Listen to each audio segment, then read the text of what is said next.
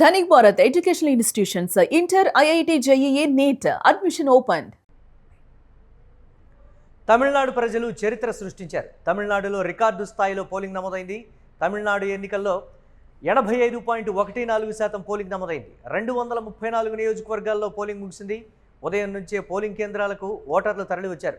రాష్ట్రంలో జరిగిన అన్ని ఎన్నికల కంటే అత్యధిక స్థాయిలో పోలింగ్ నమోదైంది. 2011 తమిళనాడు ఎన్నికల్లో 78.29% పోలింగ్ నమోదైంది.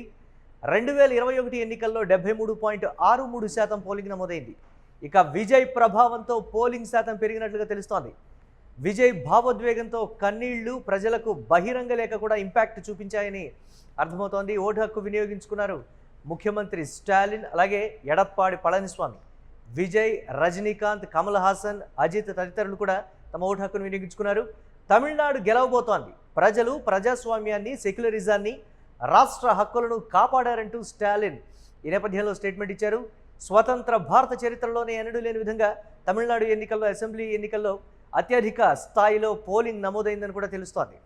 దీనిపై మరిన్ని అప్డేట్స్ మా కరెస్పాండెంట్ కిరణ్ అందిస్తారు. కిరణ్, ఏ విధంగా చూడాలి తమిళనాడులో రికార్డు స్థాయిలో నమోదైనటువంటి పోలింగ్కి సంబంధించి? తమిళనాడులో మార్పుకి ఇది శ్రీకారం అనుకోవాలంటారా? స్టాలిన్ చెప్పినట్లుగా తమిళనాడు గెలవబోతోంది అనేటువంటి కామెంట్ అంటారు. ఎలా చూడాలంటారు పెరిగిన ఓటు శాతాన్ని బట్టి? మురళి, తమిళనాడు ప్రజలు పోలింగ్ కేంద్రాల వద్ద పోటెత్తారు.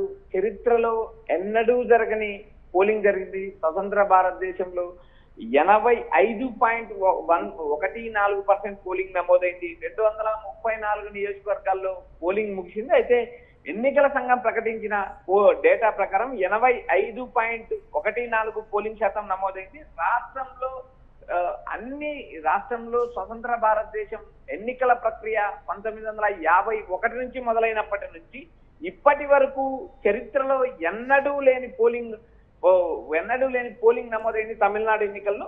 ఇక్కడ ప్రధానంగా 2011 ఎన్నికల్లో 78.29 అత్యధిక పోలింగ్, 2021 ఎన్నికల్లో 73.63% పోలింగ్ నమోదైంది. అయితే ఇక్కడ ప్రధానంగా ఈ ఎన్నికల్లో విజయ్ ప్రభావం స్పష్టంగా కనిపిస్తుందని నిపుణులు అంచనా వేస్తున్నారు.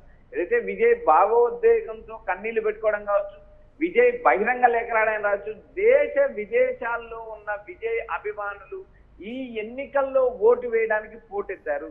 అయితే విజయ్ ఇక్కడ ఎంత శాతం ఓటింగ్ సాధిస్తాడు అనే అంశం మనకు వచ్చే పక్కన పెట్టి, ఒకవేళ విజయ్ నిపుణులు లెక్కేసిన ప్రకారం 20% ఓటింగ్ కానీ దక్కించుకుంటే ఇది తమిళనాడు ఎన్నికల్లో కూడా ఒక చరిత్ర అవుతుంది.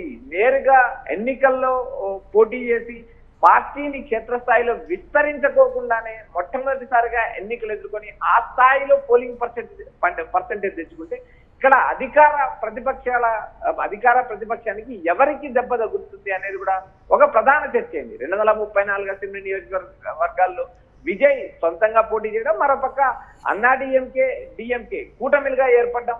ఏదైతే డిఎంకే కూటమిలో దాదాపు 23 పార్టీలు ఉండడం.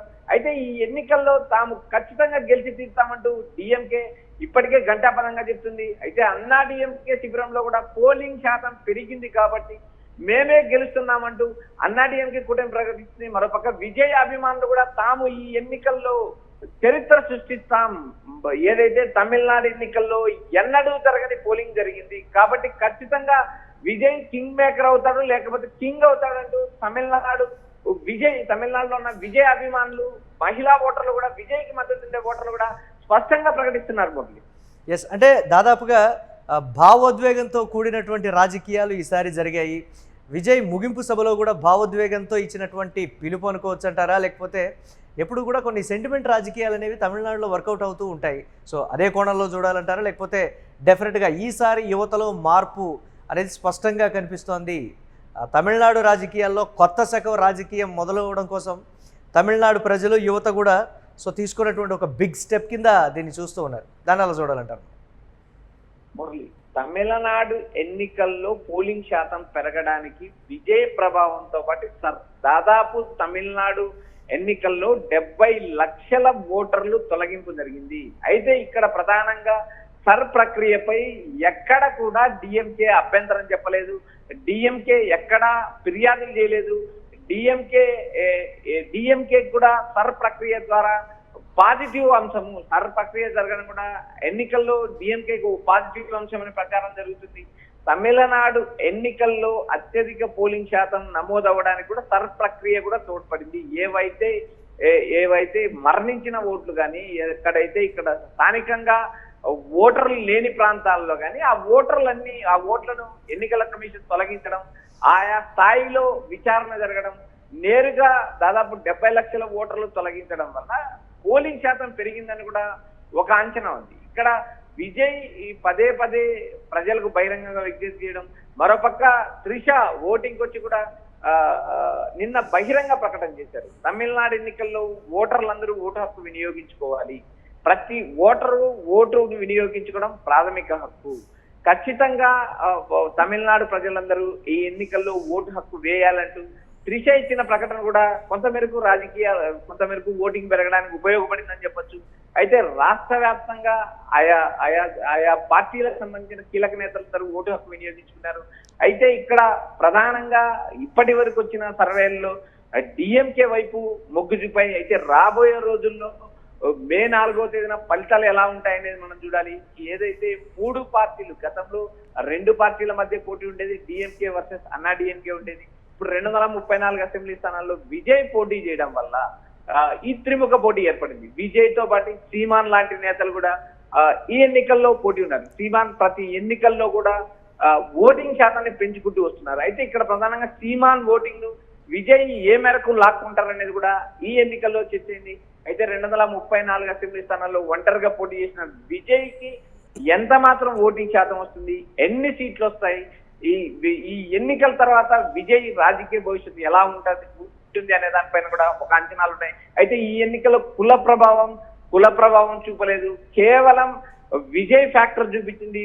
విజయ్ ఫ్యాక్టర్ తోనే పోలింగ్ శాతం పెరిగింది. విజయ్ పైన తమిళనాడు ఎన్నికల్లో అంచనాలు పెరిగాయి. ఏదైతే అన్ని పార్టీలకు, ఏదైతే డిఎంకే కావచ్చు, అన్నా డిఎంకే కావచ్చు, ఆ కూటములకు ధీటుగా విజయ్ మేనిఫెస్టో ప్రకటించడం, మొదటి తరం ఓటర్లు మహిళలు కూడా పెద్ద ఎత్తున విజయ్కి మద్దతు ఇవ్వడం, మరోపక్క స్టాలిన్ నేరుగా 1,31,00,000 అకౌంట్లో 5,000 రూపాయలు జమ చేయడం కూడా అదే డిఎంకేకి ఒక టర్నింగ్ పాయింట్ అంటూ ఎన్నికల ముందు జరిగిన సర్వేలు ఇవన్నీ. ఎన్నికల తర్వాత ఎన్నికలు ముగిశాయి, దాదాపు 85% పైన పోలింగ్ అయింది. చరిత్రలో స్వతంత్ర భారతదేశంలో ఎన్నడూ జరగని పోలింగ్ జరిగింది. అయితే ఈ విజయ అవకాశాలు ఎలా ఉంటాయి అనేది మే 4వ తేదీ వరకు వేచి చూడాలి మనం. Right, thanks for updates Kiran. ఇక తమిళనాడు ప్రజలు చరిత్ర సృష్టించారనే చెప్పాలి. రికార్డు స్థాయిలో తమిళనాడులో పోలింగ్ అయినటువంటి విధానాన్ని చూస్తే ఏ స్థాయిలో అక్కడ అవేర్నెస్ కావచ్చు, లేకపోతే ఓటు వేయాలనేటువంటి సంకల్పం తమిళనాడు ప్రజల్లో బలంగా ఉందనే చెప్పాలి. తమిళనాడు ఎన్నికల్లో 85.14% పోలింగ్ నమోదైంది. 234 నియోజకవర్గాల్లో పోలింగ్ అయితే ముగిసింది. ఉదయం నుంచే పోలింగ్ కేంద్రాలకు ఓటర్లు తరలి వచ్చి తమ ఓటు హక్కును వినియోగించుకున్నారు. అలాగే ప్రముఖులు కూడా తమ ఓటు హక్కును వినియోగించుకున్నారు. 2011 తమిళనాడు ఎన్నికల్లో 78.29% పోలింగ్ అప్పుడు నమోదైంది. తర్వాత 2021 ఎన్నికల్లో 73.63% పోలింగ్ నమోదైంది. ఇక విజయ్ ప్రభావంతో పోలింగ్ శాతం పెరిగిందనే చెప్పాలి. భావోద్వేగంతో విజయ్ కన్నీళ్లు ప్రజలకు బహిరంగ లేఖ కూడా పోలింగ్ శాతానికి ఒక కారణంగా కూడా చెప్తూ ఉన్నారు.